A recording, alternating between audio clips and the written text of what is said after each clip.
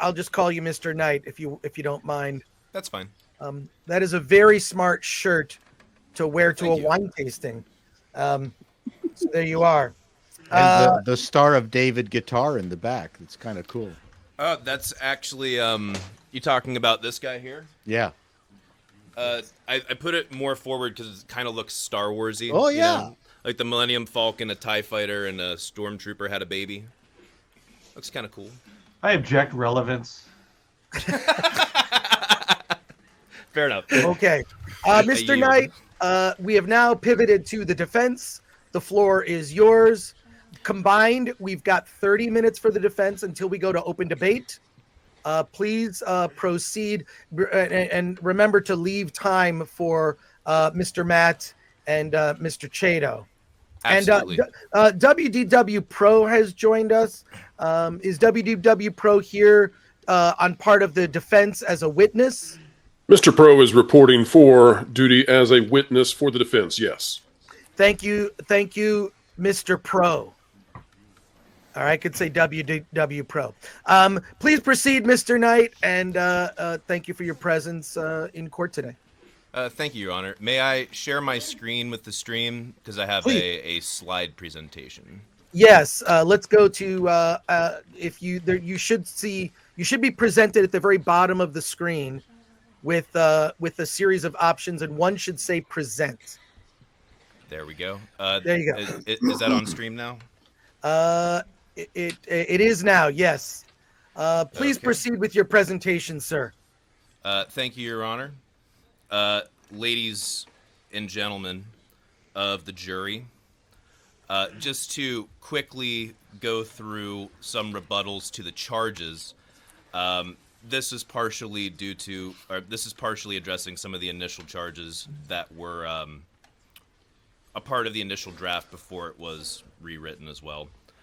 To the point that the force is female, this never manifested itself in any substantial way in the movies. It may be ideological pandering through marketing and PR, but does not manifestly infringe on canon. I'd argue this should be applied to count 4, malicious introduction of current-day politics. The second point, if people have said the Force was reduced to superpowers by Disney, I would argue George Lucas allowed the Force to resemble superpowers during the prequels, featuring bloated, impossible lightsaber fights. He moved away from training and mysticism of the original trilogy and exchanged them for spectacle. The philosophy behind the Force was disregarded. Another common complaint from people who want to see Disney found guilty. George Lucas ruined the philosophy of the Force in the prequels through the introduction of midichlorians, making one's relationship to the Force scientific, not spiritual or mystical. George Lucas also altered the philosophy of the Force regarding light versus dark side. In Empire, you have the contrast of Yoda lifting the X-Wing on Dagobah versus Vader throwing debris at Luke on Cloud City when they finally face off. This was intended to be a direct contrast, showing how the same Force ability, moving objects, is used differently by light and dark. To quote Yoda, "A Jedi uses the Force for knowledge and defense, never for attack. In Empire, Luke only fights Vader because he is ensnared by him while attempting to rescue his friends. In Jedi, Luke seeks out Vader to turn him to the light side peacefully. He only attacks Vader when it is revealed he is giving in to the dark side." The idea that light side valued knowledge and defense while dark side valued attack was blatantly dismantled in the prequels. Now for my arguments. George Lucas fraudulently misused canon in his own universe. He killed Star Wars well before it ever made its way to Disney, and you can't kill what's already dead. George Lucas added plenty of canon that retroactively made action or lack of action by characters unwise or stupid. Subsection 1. Force Pool was added in Empire when Luke pulls his lightsaber from the snow in the Wampa Cave.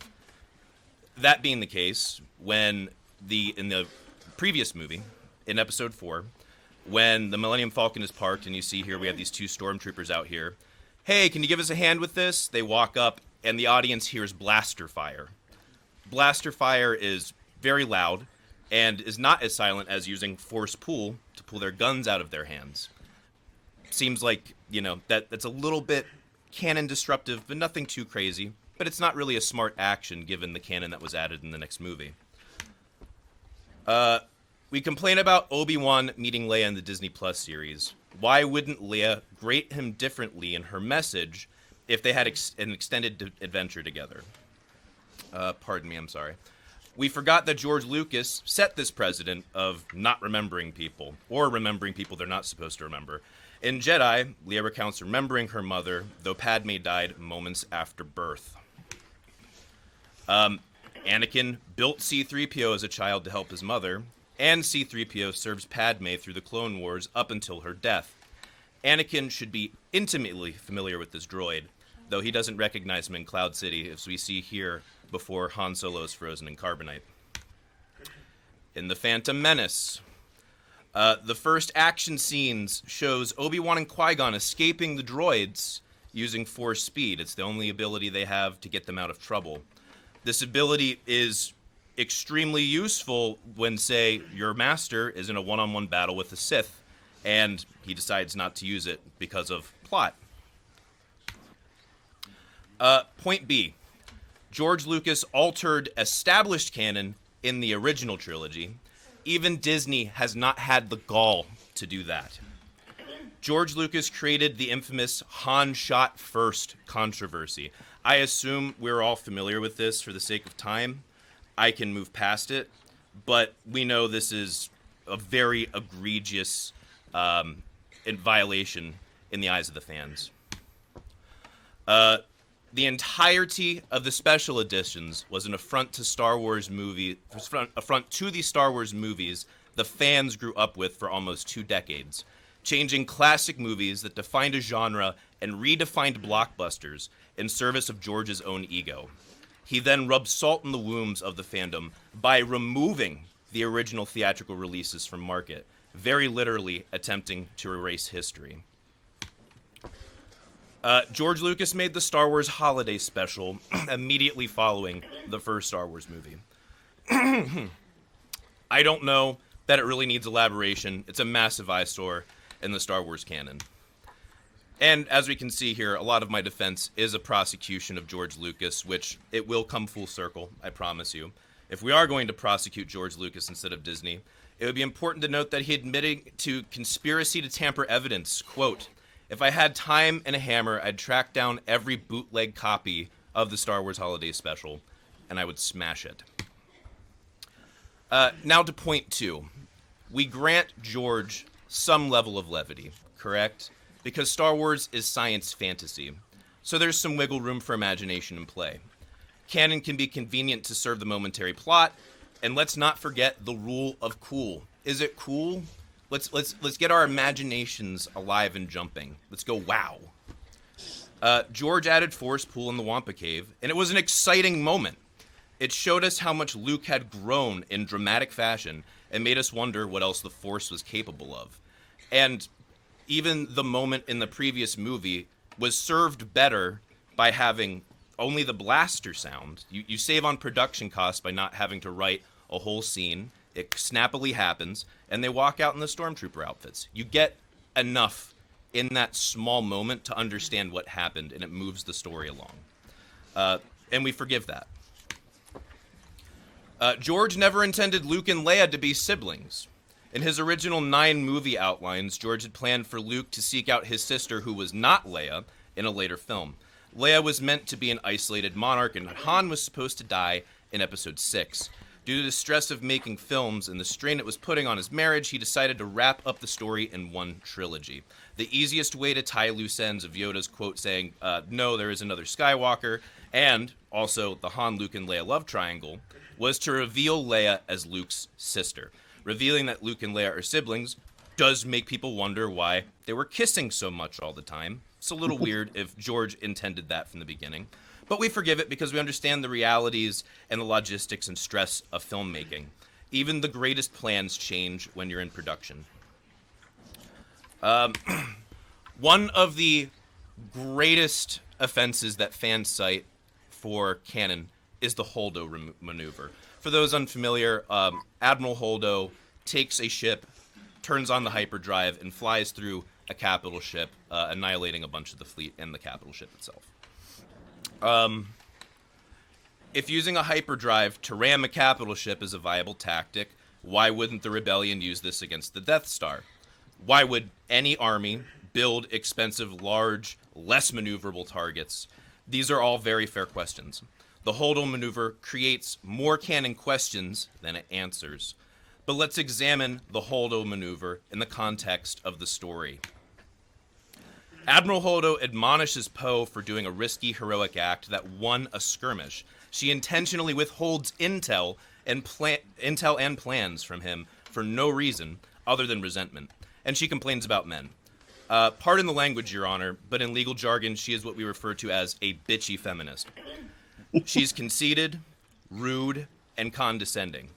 And I can't think of a better way of illustrating a level of character depth than watching her make the ultimate sacrifice to save the rebels while taking an extraordinarily risky maneuver, one like she criticized Poe for doing earlier in the film. At her heart, she also wanted to be a hero. When I first watched the Holdo maneuver in theaters, I thought it was insanely cool and dead serious. One of the coolest things I'd ever seen in Star Wars. After watching some reviews and reactions to the film, I understand why this creates problems for all of the previous work, and lessening the cool factor substantially, I would say.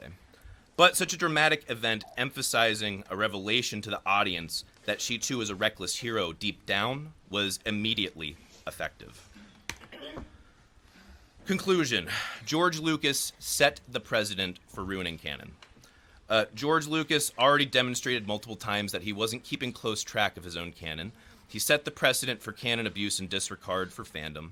He had to make changes mid-trilogy to accommodate the pressures of making these films. He altered the hollowed original trilogy effectively, permanently. I don't know why I typed that, so sorry. And still to this day hasn't listened to fans about releasing the original cut. I'm certainly not saying Disney handled the Star Wars IP well, but George didn't either. For me and for a lot of fans, Star Wars died with the prequels. I remember when it was announced that Star Wars was buying Disney, the vast majority of fans were extremely excited. We'd seen how they developed the MCU to this point, and we're hoping Disney would resurrect Star Wars to its former glory of the original trilogy. And most of us walked away from Force Awakens feeling like Star Wars was back. Notice the phrase, Star Wars is back. We wouldn't have had this excitement for Disney taking the reins in 2012 if George hadn't killed Star Wars first. An entire documentary was created, which Your Honor featured in, called The People vs. George Lucas. It details how fans were offended by George's handling of this IP, including the canon. Disney may have failed to resurrect Star Wars, but they aren't responsible for killing it. George Lucas is. I yield the floor. Your Honor, I would like to object to my esteemed colleague's entire testimony, his entire argument.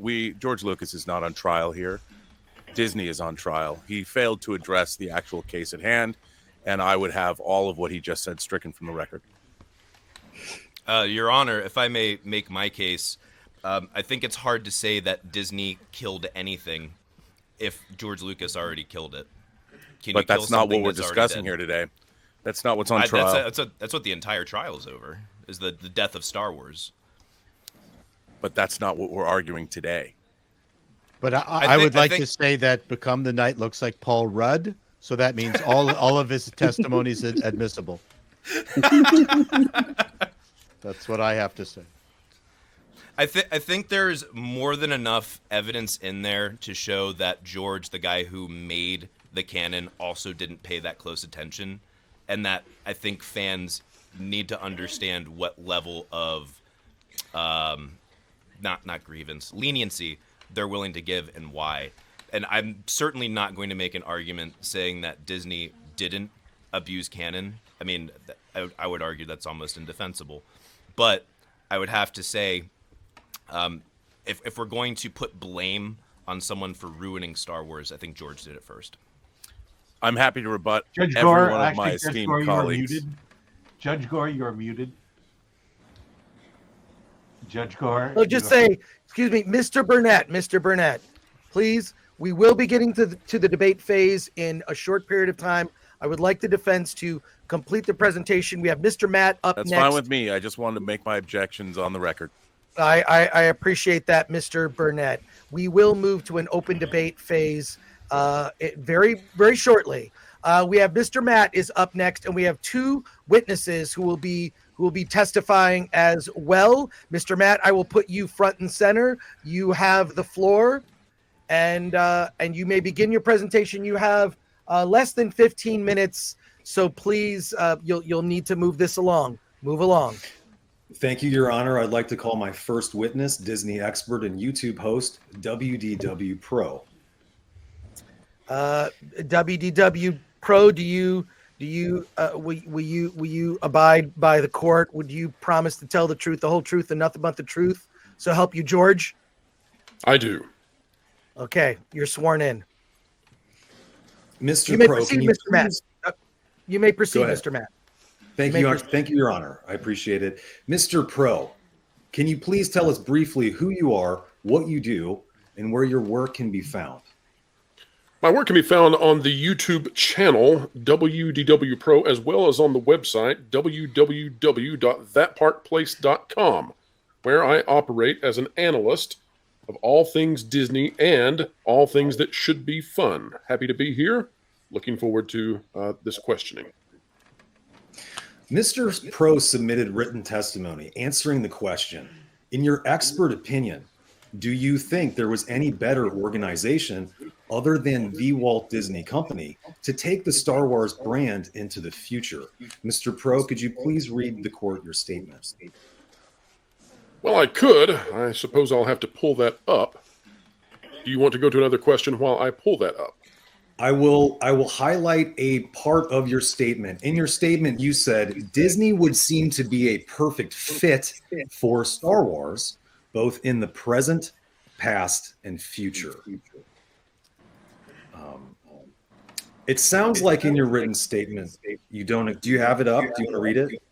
I don't yet, but given our time constraints, perhaps it would be more... I can just read it real quick. Yes, let's speed through this. Let's just do that. Mr. Pro submitted to the court his written statement. The Walt Disney Company is uniquely positioned to promote and facilitate the growth of the Star Wars franchise, leveraging a host of media delivery platforms as well as the best box office pipeline in the industry. The company's only real weaknesses is in terms of, one, inability to produce video game content in-house, and two, potential and perceived inability of Lucasfilm to produce satisfying Star Wars content on a regular basis. In every other way, Disney would seem to be a perfect fit for Star Wars, both in the present, past, and future.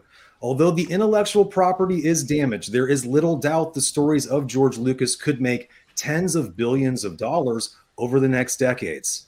Also of note, Disney's relationship with third parties such as Hasbro and Electronic Arts should prove invaluable to continuing not only a passive media large growth future for Star Wars, but also tremendous increases in merchandise and interactive media segments. So it sounds like you don't agree with the plaintiff, Mr. Pro, that the franchise is somehow dead or murdered.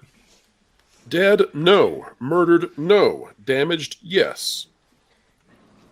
You honestly believe, in your expert opinion, given the current conditions, that Disney, and only Disney, has the best ability to produce Star Wars into the future? At this time, yes. That could change in the next years, but as of the present, right now, where we all sit, that remains true.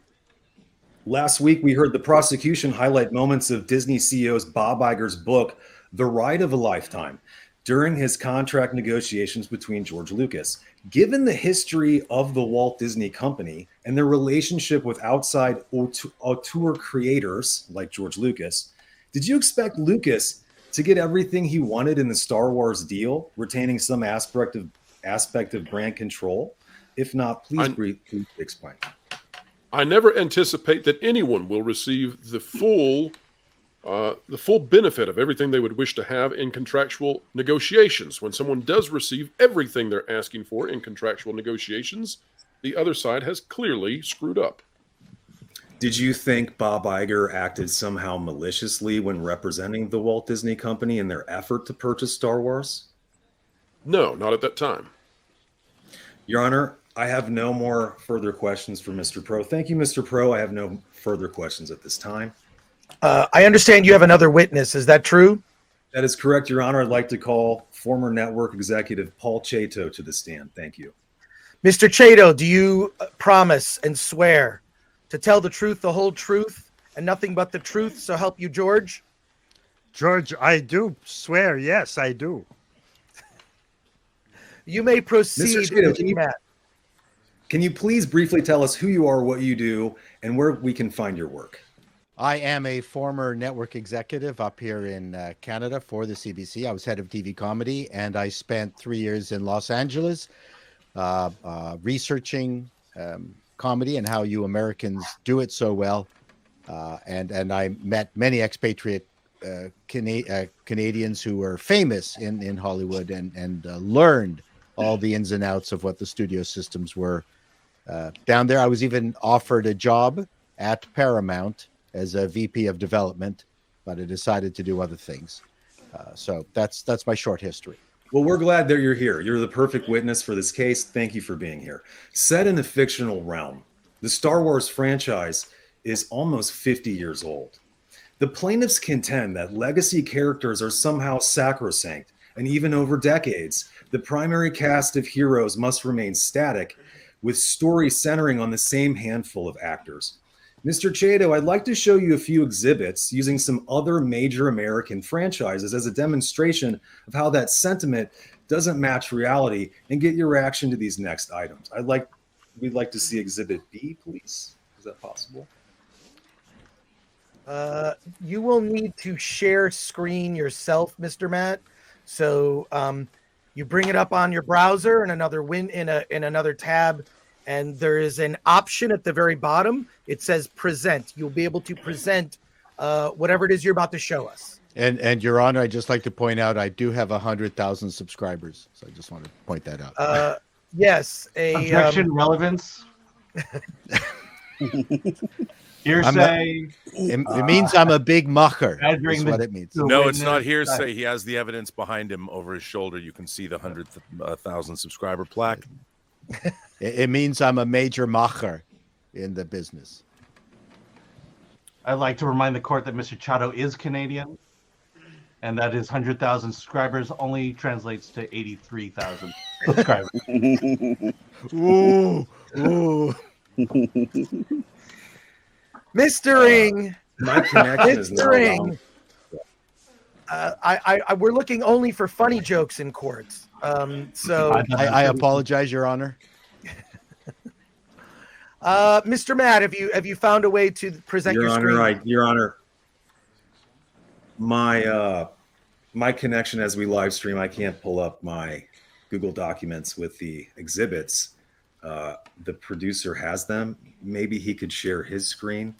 This is Mr. Brown, are you able to assist with Mr. Matt? If you put the link to the documents into the private chat, Mr. Brown, Exhibit B, working please. tirelessly. Just in the private chat, Mr. Matt, you put the link to the documents. Mr. Brown will share screen. We'll go from there, and then you can just scroll down that document. Mr. Brown working tirelessly on the court from behind the scenes. And there you go. Did you put in the private chat the link? My to the bandwidth is being. All right, you'll have to wrap up your. You'll have to wrap up in 5 minutes your presentation, but perhaps you can describe for us some of this. And what we'll do is we will put your link to the Google Docs with your evidence of all your presentations, including Come the Night. We'll put the links to those presentations in the description of this episode, along with, if you're interested, we have all of the counts and charges. So in this episode, it's not there now, folks, members of the jury, but it will be in the description for this episode, all of the links to the Google Docs with the defense and the prosecution and the charges themselves. You will be able to examine them. So thank you, Mr. Knight, for that. Well, I Proceed, can't Mr. get to Matt. my Google Documents. This is the stream. All right, I gotta. So if you look at this, X-Men comic book, you see that this came out in 1963. It has all the original legacy characters of the X-Men: Beast, Jean Grey, Cyclops, Iceman. And then on this X-Men, 20 years later, franchises we were talking about, totally different team. And my question to Mr. Chato is you see that Stan Lee knew that the characters in Marvel had to evolve. What do you think that evolution in the Uncanny X-Men tells us about legacy characters? Well, I think it's important to mention that no one purposely makes bad product. And in the case of the comic books, they knew to continue the interest in the comic books is that they had to add new characters. You couldn't just maintain legacy characters.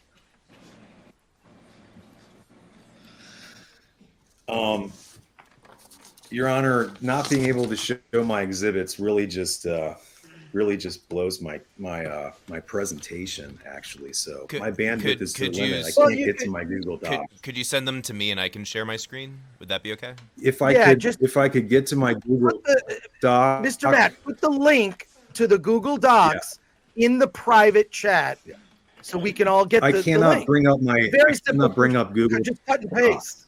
I'm sorry. Okay, It's not fine. letting me do it. I think Become the Knight added the link. No, that's he does? Has it? That's Mr. Knight's presentation. Oh. Yeah, that's for the description of the show after we're done. Oh.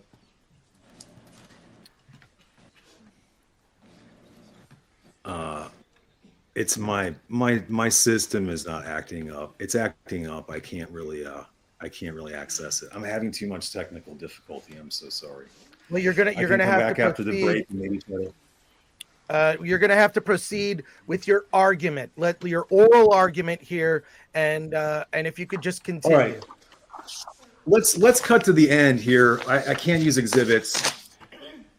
Your Honor, ladies and gentlemen of the jury, we heard that somehow Lucasfilm president and Star Wars brand manager Kathleen Kennedy declared the Force as female. Mr. Chato, did you ever see Miss Kennedy make such a declaration in the media? Ever catch an interview or video clip of this accusation in any form?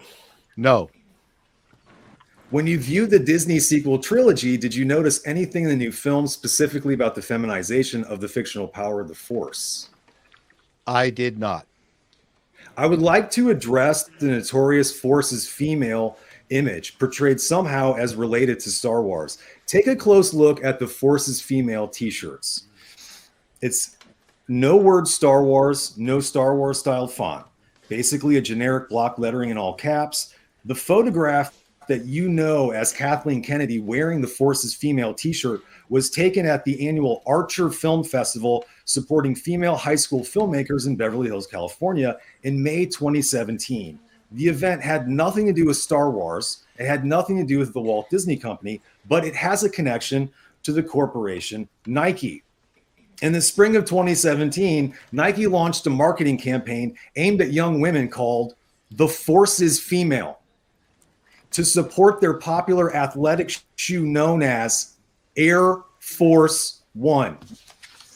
Miss Kennedy was unable to appear today. One of my exhibits was a video where an interviewer asked Miss Kennedy, "Did you know that you created such a controversy wearing the Force's female t-shirts?" She said, "When I showed up at my daughter's school, everyone was already wearing the Force's female t-shirts because the corporation Nike handed them out." That's what she said. Then the interviewer in my last exhibit, I had one more exhibit to show you where Kathleen Kennedy on video explains her philosophy about the Force. In this video, she's asked, "Do you think the Force is female?" She says, "No, I don't think the Force is for women. I don't think the Force is for men. The Force is the ubiquitous power. And therefore, I wasn't even aware that I made the controversy that I did when we wore the Nike t-shirts, the Force is female." Unfortunately, I had clips to play you. I can't show you that. So, Mr. Chato, I have you here. I'm very sorry that we had some problems. Now that you're aware of these facts, that the Force is Female t-shirt is for a Nike shoe, that Kathleen Kennedy was asked directly on camera, do you think that the Force is female? And she said, no, it's really for everybody. Mr. Chato, what do you think now of the plaintiffs using this photo out of context to mislead the public, essentially? I think it has been used incorrectly to tar and feather a very talented Hollywood executive with a fantastic track record. With the new evidence presented, with your expertise as a former network executive, I think it's safe to say now that Kathleen Kennedy did not declare the Force as female and has been herself a victim of false, misleading claims by a group of angry fans stuck in the past, unwilling to confront reality. Finally, taking all this into account, Mr. Chato, in your expert opinion, do you think Star Wars franchise was somehow murdered, damaged beyond repair? Absolutely not. The myth of Star Wars is still very strong. As the Knight said, George did his own damaging himself. We all love Jar Jar Binks. There's so many aspects to the first three. Let me ask you about canon real quick before we go. Mr. Burnett mentioned how sacrosanct canon is. We all enjoy Mr. Burnett's commentary about Star Wars and other things, but let me ask you about canon. When it comes to canon, isn't it a case of aggrieved fandom wanting to have their cake and eat it too? Which George Lucas canon is acceptable? Which George Lucas canon is mocked and rejected by the Star Wars cool kids? Ewoks, Jar Jar Binks, the holiday special. Mr. Chato, is all canon truly on the same playing field, deserving to populate comic books, video games, and cinematic feature films equally? Well, I think it's true that George Lucas made up canon on the fly as he needed it. And to expect that Disney isn't going to be doing the same thing, I think is a fallacy. I personally know about the holiday special because the director of our comedy show, The Frantics 4 on the Floor, was selected by George Lucas himself to direct the holiday special. And that turned into a complete fiasco because of George's involvement.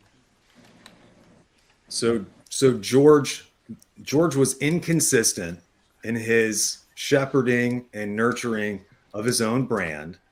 He wasn't a superhero. So there was productions that became... George did not have magical capabilities, to the best of my knowledge. He's an imperfect human being like us all, and he's fallible. And we've seen that not all canon is created equally. Is that true, Mr. Chato? Correct. And it looks like he dresses from the Salvation Army. I could continue. I have one more thing. In The Force Awakens, Disney Star Wars Episode 7, it rests at number 11 for all-time total gross at the box office, adjusted for 2022 ticket prices.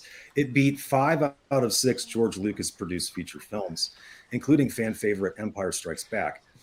Episode 8, The Last Jedi, charts at 44, in between Home Alone and animated Disney classic Pinocchio. But legacy character actor Carrie Fisher had suddenly died before the film was finished. Mr. Chato, this tragedy had to impact the quality of story regarding the arc of legacy characters and might have contributed to a sense of disappointment, removing an essential link like Princess Leia Organa mid-production of a trilogy of new films without warning. Wouldn't you agree? Yes, I would. As an executive, this would have been a crushing blow to be able to maintain the momentum of the franchise. Carrie Fisher was a very important component of the Star Wars franchise, and to see her go that way was not Disney's fault, unless they arranged to kill her. I can't talk.